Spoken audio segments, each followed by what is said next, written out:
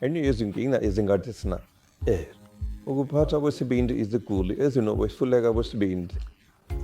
Kunezinhlobo ezimbili zokwehluleka kwesibindi. Ukwehluleka kwesibindi okunamandla okuza ngokuzumayo kanye ne-ICAF noma ukwehluleka kwesibindi okungamahlala khona okuza ngemuva kokulimala kwesibindi noma i-cirrhosis yesibindi.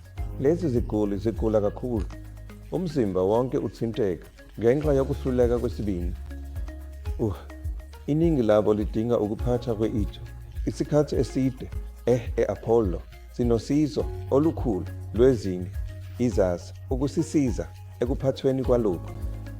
Sizinikezele nge-anesthesia yesibindi kanye nodokotela abanakekela kakhulu isibindi ukuze basisize silawule lezi ziguli. Futhi sisebenzisa zonke izindlela zokwelapha ezithuthukisiwe ezitholakalayo, kuhlanganise nokwesekwa kwesibindi okuthuthukisiwe noma okungaphezulu komzimba ngendlela yokwelashwa kwe-plasma noma ukumunca kweheme ukusiza iziguli ezihluleka ukusebenza kwesibindi.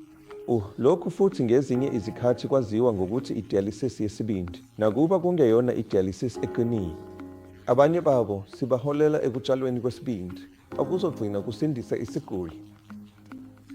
Ngakho-ke singesinye sezikhungo ezimbalwa ezweni esihlinzeka ngakho konke ukuphathwa kokwehluleka kwesibindi okungama-degree angu-360.